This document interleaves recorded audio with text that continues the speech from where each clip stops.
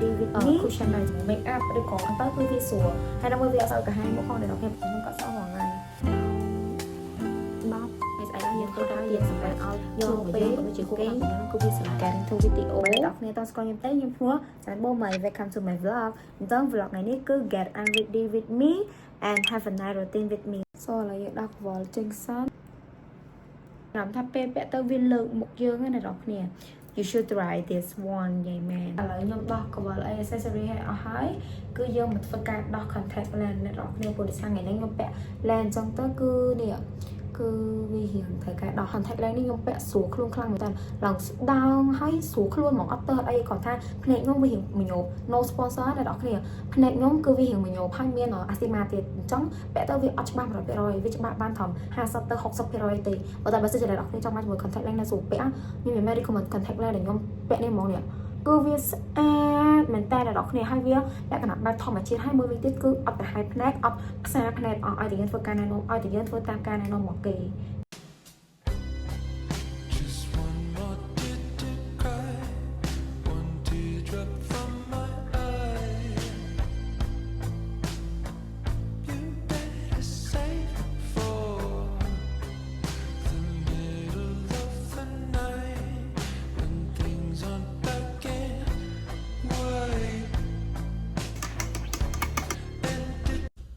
ខំវ៉ាអ្នកនរគ្នាខ្ញុំមួយទឹកហើយនិយាយទៅ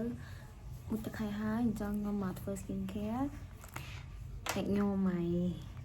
hair ដោយសារតែនេះអ្នកនរគ្នាសក់ខ្ញុំសើមកខ្ញុំដាក់អានេះទៅវាឆាប់ស្ងួតអញ្ចឹងគឺខ្ញុំមក lip skin care និយាយទៅខ្ញុំ plan ថាធ្វើ video vlog YouTube ហ្នឹងឲ្យបានច្រើនដោយសារអីអ្នកនរគ្នាខ្ញុំភិកច្រើនខ្ញុំឥឡូវ focus លើចង់ថតវីដេអូ vlog នៅក្នុង YouTube អីអញ្ចឹងណាបតឹងស្បែកមុខយើងបានល្អមែនតើហ្មងអេមែនអ្នកនរគ្នាល្អខ្លាំងខ្ញុំចេះទាញអានេះមករហូតដល់ស្អីខ្ញុំមានអារម្មណ៍ថាពេលខ្ញុំដាក់លើកអាសក់ហ្នឹងទៅអស់ទៅគឺមុខខ្ញុំឡើងដូចឡើងប៉ុណ្ណាណៃហ្មងអញ្ចឹងមកខ្ញុំចេះងាកចំហៀងឲ្យវាឃើញទូចអញ្ចឹងគឺខ្ញុំនេះ skin care ឲ្យពេលច្រើននៅពេលយប់អ្នកនរគ្នាមួយរយៈនេះខ្ញុំរៀងកាត់បន្ថយ skin care ខ្ញុំប្រើតែ foam លាងមុខ cream ហើយនឹងlip balm ឯងក្រៅពីហ្នឹងគឺខ្ញុំរៀងកាត់ចោលខ្លះនិយាយទៅអ្នកនរគ្នាខ្ញុំមិនដឹងថាម៉េចគេខ្ញុំឥឡូវខ្ញុំចង់ប្រើអីតិចតិចប៉ុន្តែវាបានផលវាថាអញ្ចឹងណាកុំឲ្យយើងប្រើច្រើនពេកទៅស្បែករបស់ខ្ញុំតែលុកច្រើនពេកគឺទៅហ្មងបាយហ្មងខ្ញុំញីសក់អ្នកនរគ្នាវាសប់ស្ងួតព្រោះ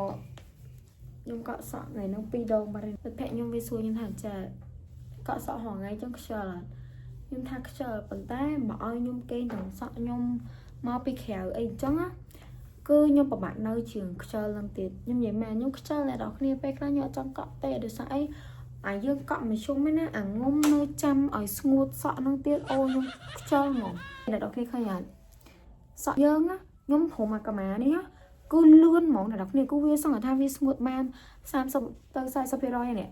ឥឡូវហ្នឹងគឺម៉ោង10ចិត្តកន្លះអ្នកនរគ្នាហើយខ្ញុំ plan ថា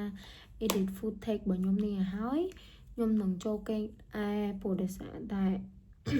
ម៉ោង7:11ហី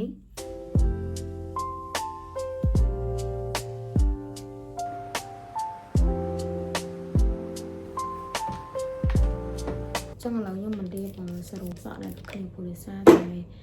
សក់ខ្ញុំវាស្ងួតឥឡូវហ្នឹងគឺ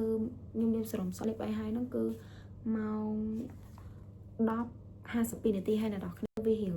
បាក់កម្លាំងបាក់បៀត្រូវការបញ្ចេញកម្លាំងអីរៀងច្រើនអញ្ចឹងទៅក៏ថ្ងៃហ្នឹងមានអារម្មណ៍ថាល្វើយមែនតើហ្មងចឹងតែយើងហត់យើងអាចសម្រាប់បានតែយើងកុំឈប់ហ្នឹងហើយអ្នកនរគ្នាដូចតាពាក្យមួយតែយើងតែនិយាយថា